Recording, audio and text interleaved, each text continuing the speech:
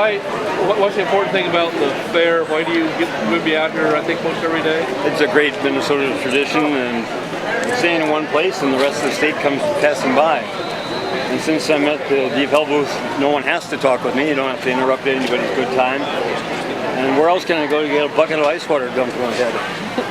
What about debates? Your competitor just a few minutes ago issued a challenge for 2 debates here at the fair and 13 overall. Well, we got 3 proposals yesterday. The first in the morning was 11, then it was 12, then it was 13, so I was expecting it'll keep going up. The candidates for President of the United States debate 3 times in the general election.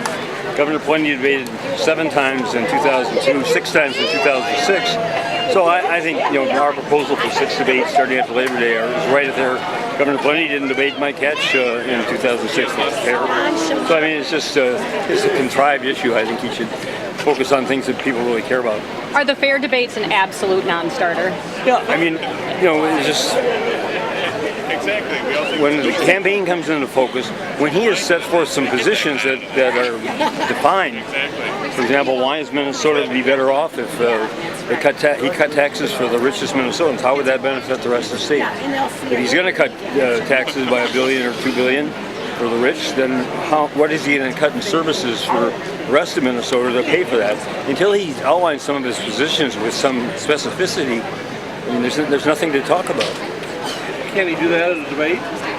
Well, for the first time, but you get a 1-minute answer. I think he should go around the state and lay out his positions. He wants to talk about business climate, talk about it. He claims everybody's leaving. Why we have the lowest unemployment rate of any metropolitan area and low unemployment rates all over the state of Minnesota. So I mean, let's hear him put some flesh on the bones, and then we'll have something to debate. How about the ice bucket challenge? You mentioned that. Yeah. Why do it here in such a public setting? Oh, well, everything I do is in a public setting, so why not? I think Joe Sustray would enjoy it, and revenge is a dish that tastes best when it's cold. You've been doing this for a number of years, been at the fair. What does it mean to you?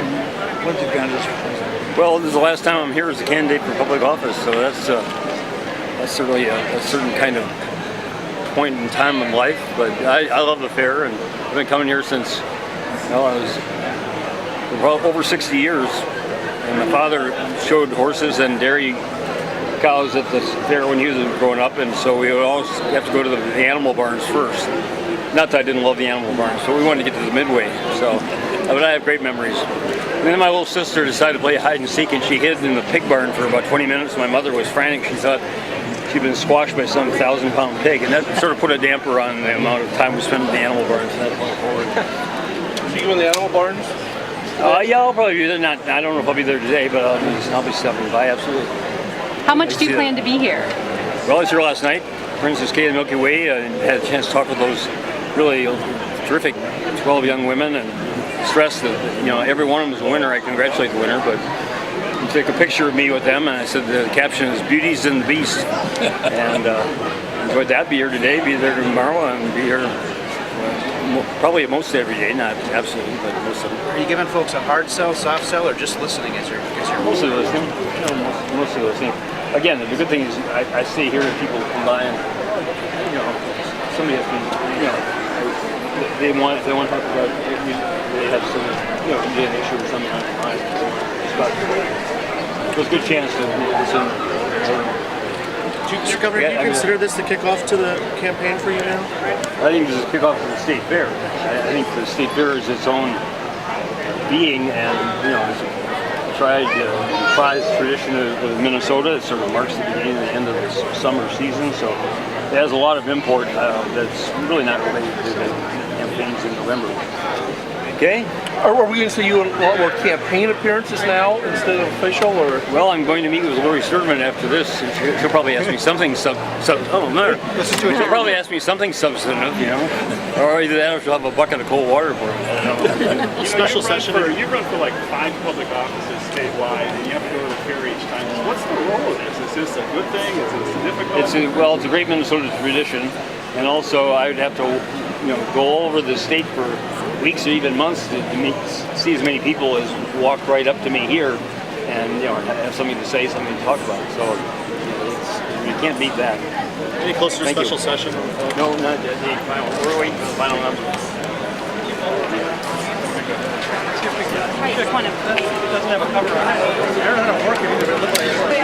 how are you?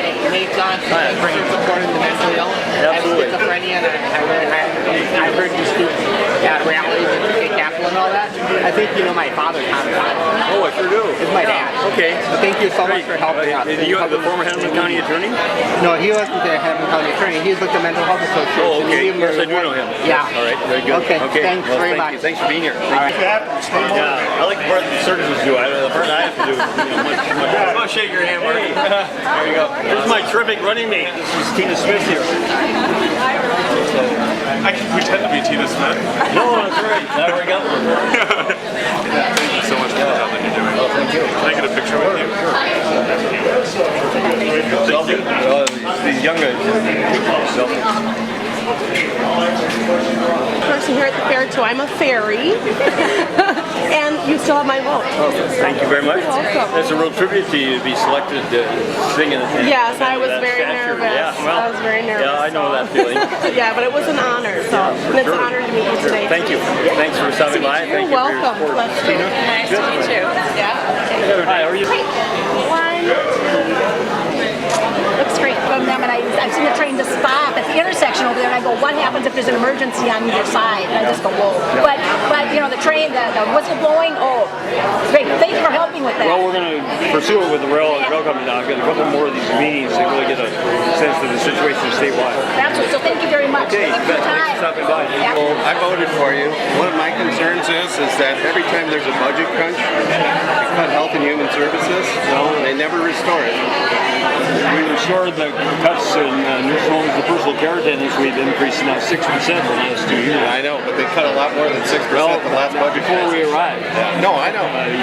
So if you can work on that, that'd be great. Still making up for it. Yep. And of course, I think you guys form a union, that'll increase your bargaining power considerably. Yeah. So thank you. Thank you.